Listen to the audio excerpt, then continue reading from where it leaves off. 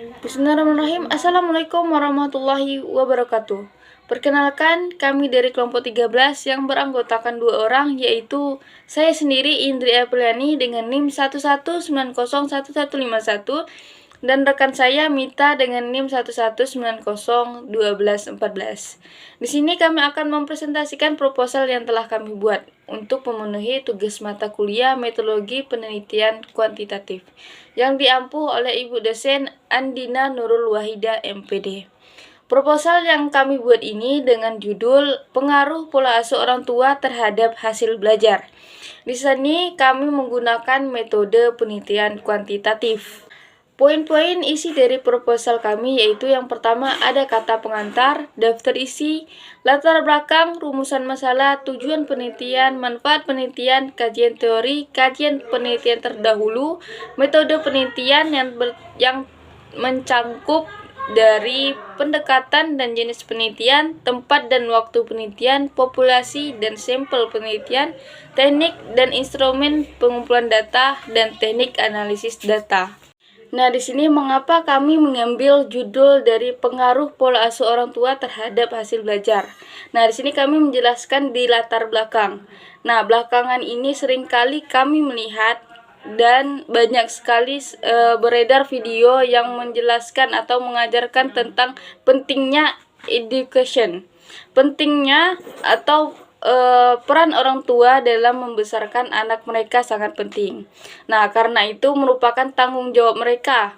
Bila merujuk dalam kacamata yuridis, maka akan dikemukakan perlindungan hukum terhadap anak yang termasuk dalam Undang-Undang Nomor 1 Tahun 1974, yaitu orang tua wajib memelihara dan mendidik anak-anak mereka sebaik-baiknya. Nah, kewajiban orang tua berlaku sampai anak itu kawin atau dapat berdiri sendiri. Pasal 45 ayat 1 dan ayat 2 Undang-Undang Nomor 1 Tahun 1974. Sedangkan dalam Al-Quran juga terdapat ayat yang menjelaskan pentingnya pendidikan parenting. Sebagai orang tua yang bertanggung jawab terhadap keluarga dan anak-anaknya, maka dalam menjalani kehidupan harus mengetahui apa saja yang harus dilakukan untuk menjaga amanah yang telah dititipkan Allah Subhanahu wa taala berupa keluarga. Allah berfirman dalam Quran surah At-Takrim ayat 66 yang artinya, "Ya orang-orang yang beriman, peliharalah dirimu dan keluargamu dari api neraka yang bahan bakarnya adalah manusia dan batu. Penjaganya malaikat-malaikat yang kasar, keras, dan tidak mendurhakai Allah terhadap apa yang diperintahkannya kepada mereka yang selalu mengerjakan apa yang diperintahkannya." Quran surah At-Takrim ayat 66. Nah, Allah memerintahkan kepada setiap orang yang beriman untuk menjaga dirinya dan keluarganya dari siksaan api neraka. Memelihara diri dan keluarga di sini adalah bagaimana seorang atau sebagai orang tua mampu mendidik, menjaga, dan memelihara keluarga dari berbuat dosa kepada Allah Subhanahu wa taala.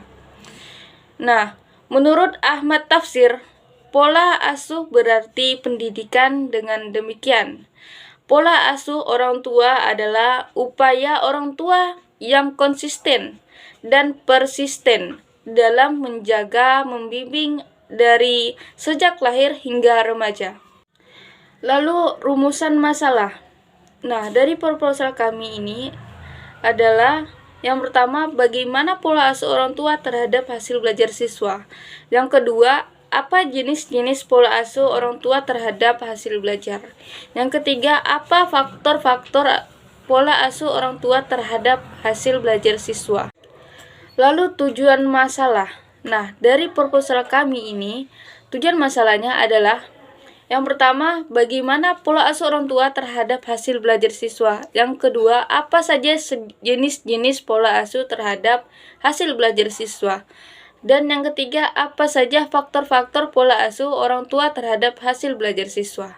Selanjutnya ada manfaat penelitian. Nah, manfaat penelitian ini ada manfaat teoritis dan manfaat praktis. Nah, dalam manfaat teoritis ini, hasil penelitian diharapkan dapat dijadikan rujukan atau mengembangkan ilmu pengetahuan.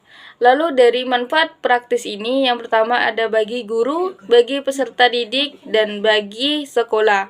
Nah, bagi guru ini diharapkan berkembangnya pembelajaran yang lebih inovatif dan dengan model pembelajaran daring yang memanfaatkan portal rumah belajar sebagai media pembelajaran.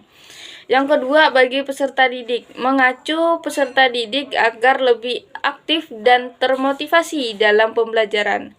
Dan yang terakhir, bagi sekolah. Nah, untuk bagi sekolah ini diharapkan untuk meningkatkan kualitas pembelajaran dengan cara memanfaatkan rumah belajar sebagai media pembelajaran dalam pembelajaran daring dari sekolah dasar. Selanjutnya ada kajian teori. Nah, di sini poin yang kami ambil yaitu tentang pengertian pola asuh orang tua dan jenis-jenis pola asuh orang tua.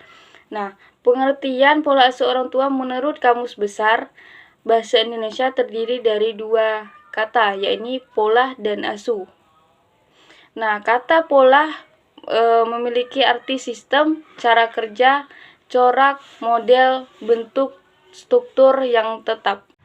Dan selanjutnya di sini kami mengambil beberapa menurut para ahli. Nah, di sini saya akan mencantumkan satu menurut Musen 1994 halaman 395. Nah, menurut beliau, pola asuh adalah cara yang digunakan orang tua dalam mencoba berbagai strategi untuk mendorong anak mencapaikan tujuan yang diinginkan.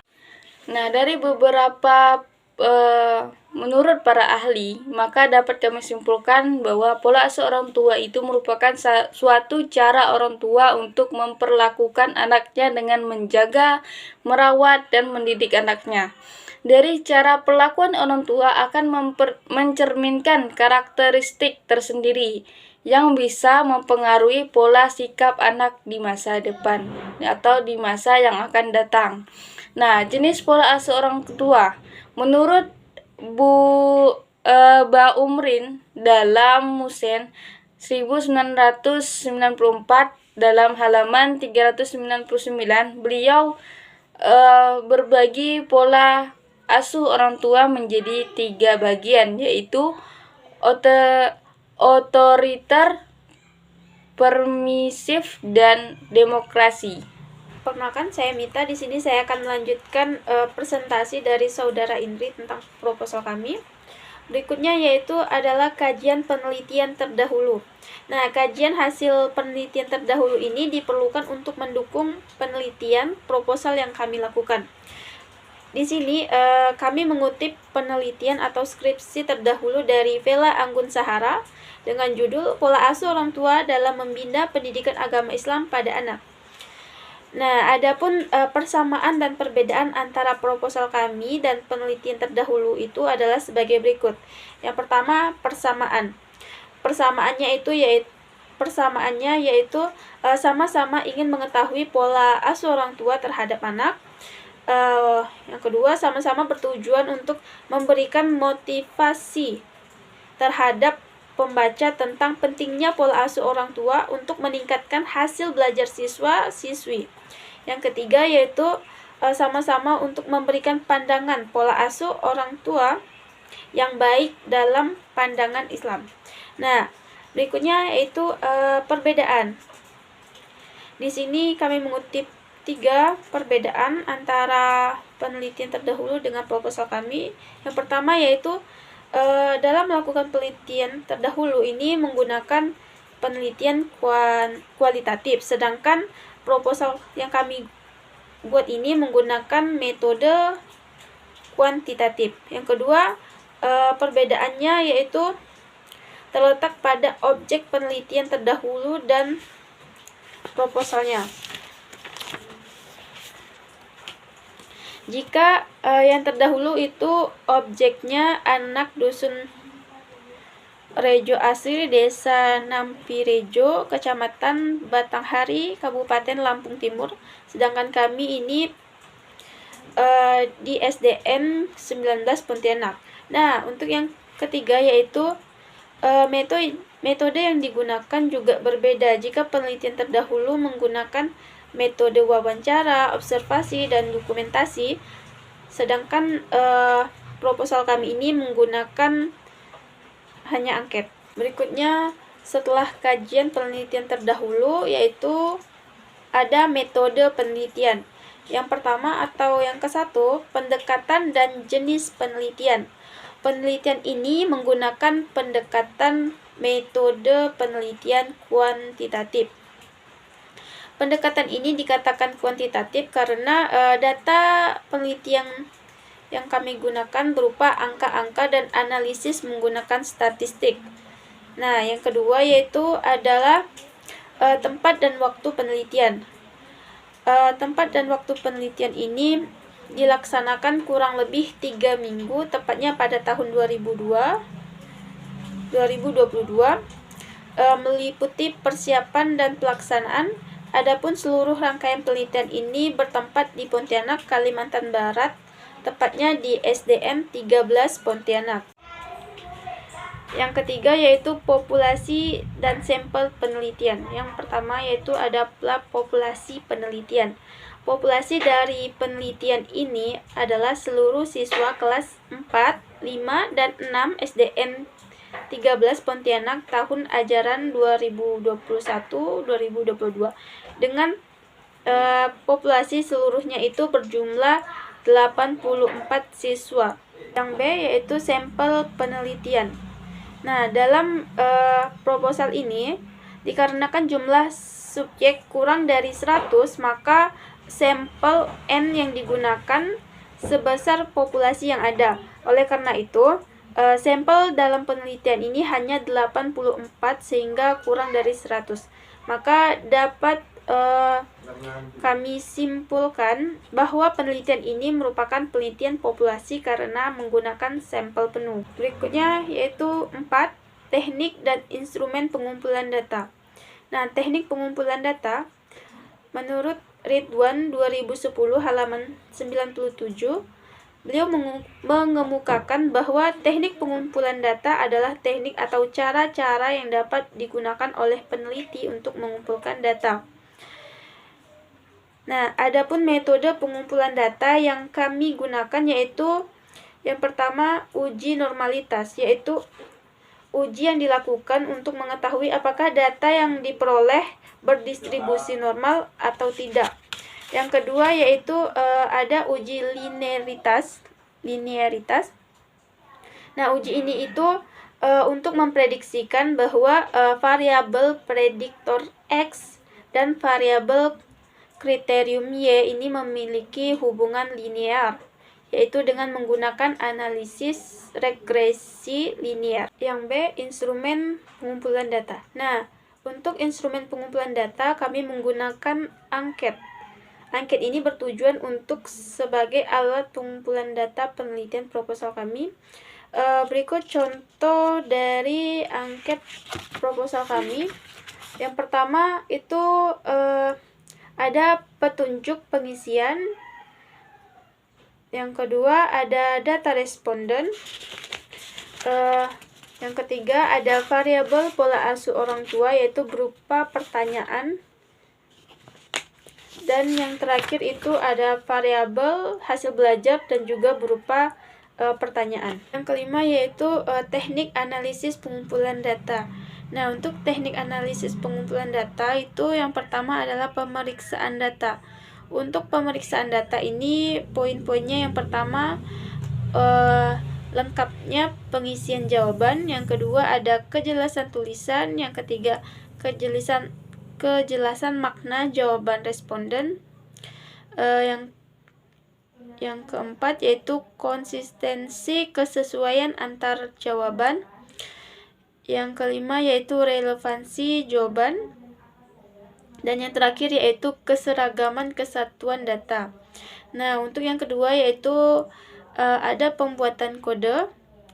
Setelah data diperiksa, selesai dikerjakan dan jawaban responden melalui jalan kuesioner, dipandang cukup memadai, maka langkah berikutnya yaitu pembuatan kode.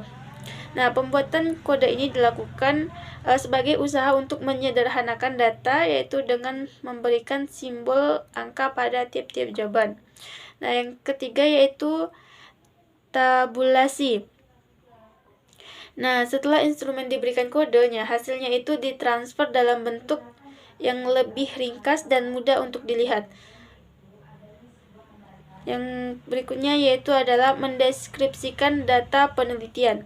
Nah, mendeskripsikan data penelitian ini adalah untuk menggambarkan data yang ada itu guna memperoleh bentuk nyata dari responden, sehingga lebih mudah untuk dimengerti peneliti atau orang lain yang tertarik dengan hasil penelitiannya yang dilakukan. Saya rasa cukup sekian hasil presentasi dari proposal kami. Kurang lebihnya kami mohon maaf. Wassalamualaikum warahmatullahi wabarakatuh.